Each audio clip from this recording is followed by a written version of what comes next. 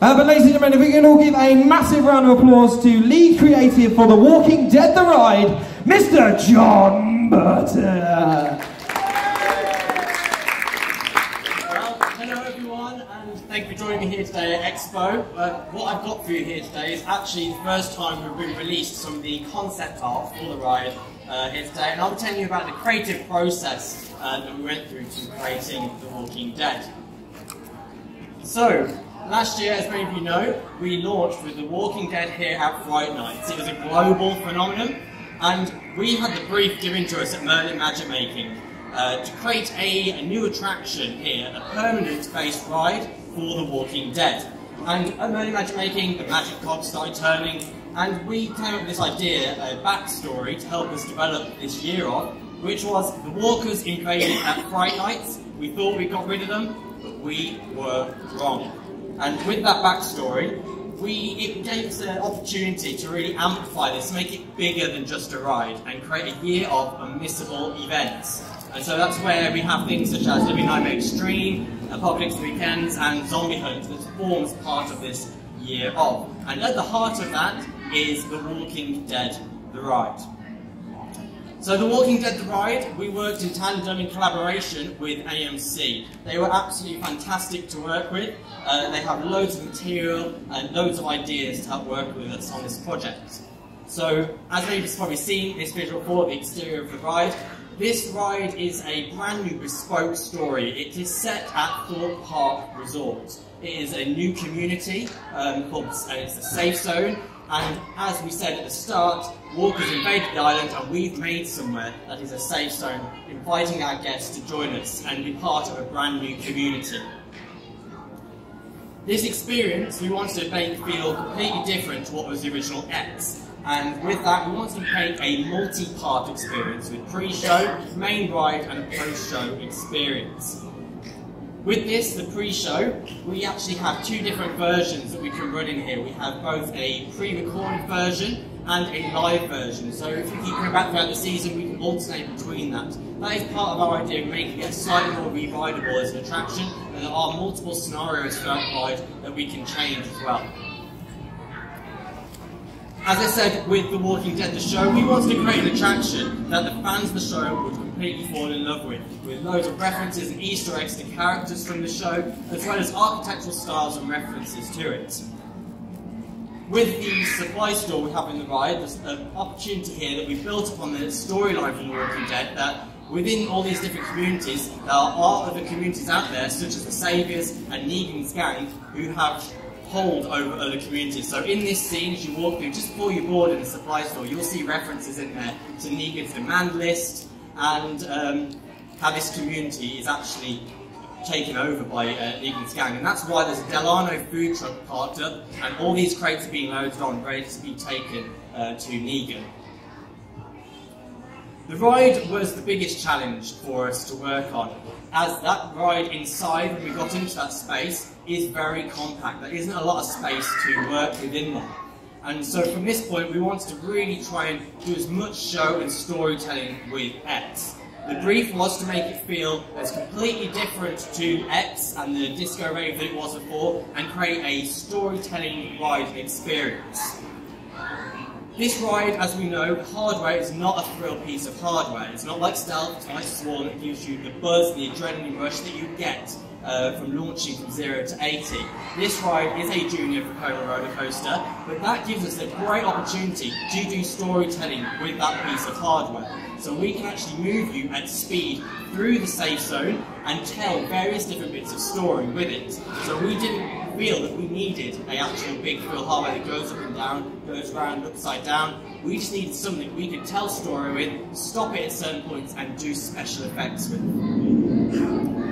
In the ride, you'll see that there's a multitude of different ways of creating storytelling. We use digital effects and physical effects. And during the ride, you'll notice the armoury in there, of which one of the community members runs in and is shooting and holding back the walkers. This is another area of the ride which we are still actually working on at the moment, where we have multiple different scenarios that can play out through the ride. So for instance, at one point you might see a female lead come in and take out the walkers, and the next time you might see Dylan, who is from the pre-show, who runs in with a crossbow and also takes out walkers. And we're still working on that part of the ride at the moment. My favourite part of the ride, if many of you have experienced this, is the Brake Run 3. And this is where we call the fuel storm. This is where we stop the ride. And we didn't do this with X last year. We worked really closely with Vekoma on reprogramming and reinstalling the hardware to make this come to life. And we actually make sense of that now, why it does the stops and the shunts. At this part of the storyline, Dylan passes a torch over the riders that blinds and startles you, and he asks you, have you been bitten by walkers? Just as that happens, walkers then attack on the window, and he needs to get the car restarted. As the car tries to restart, it fails. It uses so much power to start it. You can hear the engine starting on the ride, and it shunts 3 times. Every time the train shunts, the lights dim, and it becomes more and more intense. As the ride dispatches from the ride station, this is a small detail you may notice we've just put into the ride recently, is that the lights in the preload station all dim. And that's another small bit of storytelling that this system uses a lot of power to actually get it to move. So it's all those finer details and lighting techniques we're still looking and working and implementing into the ride. With that scene, once we've got restarted, if you're definitely sitting in the front row of this ride, you will notice a walker in the distance. And Dylan actually fires 3 gunshots. The first 2 just miss the walker, and the third one ends up hitting a fuel canister. And this scene was developed with AMC in reference to when Carol is fighting back walkers and firing at an oil canister and oil drum that ends up exploding. And that makes sense to us having this fake fire effect in the ride that the riders end up flying through at this point. Within the attraction, we do have approximately 30 different walker figures, full life figures throughout the ride, all in various states, all approved by AMC. After that fire effect scene, we've actually created these burnt walkers that have a fiery tinge to them, lights flashing to give the effect they are still burning. Because the only way, if you watch The Walking Dead, to kill a walker is to actually fire something through their head. At this point, we actually take your photograph, and we thought it was a brilliant point to take your photograph because we use the flash of the camera to both disorientate you and startle you, but we also have the walkers at the side trying to scare you. And we've noticed on the photos, actually this is really working really well, where we've actually got people either covering their eyes for the fire effect or smiling weakly at the fact they've just thrown these cool special effects. The next part of the ride is the electrical room. So we ended up going to that ride, creating new portals and new areas the ride could jump on through, bunny hop through. At this point of the ride, we've added a brand new stop into the attraction on Brake Run 4. We've never stopped the train here before, and we stop it for 10 seconds and do another show around you, around the electrical room. One thing we've tried to add to this ride for both the fans of X No Way Out and X is all these small hidden Easter eggs that you'll find within the ride. I know many of you have seen posts on Twitter, have noticed the one on the Delano Foods van, which has the X No Way Out Walking Dead registration number. And we kind of did that because we know many of you saw our plans that went out online, and we accidentally left on there the X No Way Out Walking Dead project name on there, so you all worked that out. So we put that as a bit of a nod to you guys for that. Also, in the electrical room, if you look closely, when Phil shows you a picture later on of the battery pack that was in the original X No Way Out, that is also located in that electrical room if you actually have a look closely on the walls.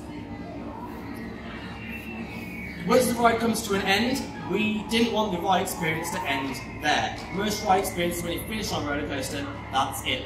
But we wanted to push this and make it feel like there's something extra, really prolong the guest experience. And we told you from the start we were going to get you to the unload bay. And to make sense of that, there's a cafeteria that we're going to go through. In this part, we worked really closely with AMC and had to really push hard to actually get them to agree to allow our guests to go through those famous don't open dead inside doors. And this is the first time ever guests will actually be able to go through them and see what's on the other side, which we've never seen in the show and we've never seen before in any other attraction in the world. As guests enter into this show, this is a triggered show where the Delano Foods van that we saw at the start of the ride, one of the community members has decided he's going to get out of there. He's not hanging around any longer. So he jumps in this Delano Foods truck and starts driving off. As you can hear when you get into this scene, you'll hear the truck speeding away, driving up extremely quickly, and then a big screeching and brake as he loses control and ends up crashing straight through into the side of the cafeteria. That is quite a gruesome scene if you have been on the attraction, and with the misfortune for that guy, his lights actually end up showing you the way out of that room, and that leads you on your escape through to the exit of this ride. So for me, I get asked quite a lot, what was your favourite part about working on this project? Now for me, the favourite part was just working on the multi-part experience of this. We have to, when working with matchmaking, really consider every single aspect of this, from the throughput to health and safety, and also down to the biggest one being budget. Now, I could easily go on Panic Coaster or No Limits, like many of you guys do, and start building a £1 billion coaster. But in the real world, there are scales we do have to work to. And that was the biggest challenge in this, because we were really adamant we wanted to keep the essence of a multi-part experience, ensuring we had a pre-show, a main ride, and a post-show experience to this. Now, the worst part about working on this project for me was actually when we were looking at the smells to put into this attraction. We have 3 different centred areas in this ride. We have the loading area, which has the smell of engine fuel in there when the truck is in there. We also have the exit corridor, which has the lovely smell of rotting flesh. And the worst part is in the cafeteria, where it made many of us feel sick when we had to test out what is the worst smells to put in this, and we actually have the smell of flatulence in there. And it made me put a lot of people off working on that day when those first were installed, and we didn't switch them on to the very last minute of the ride.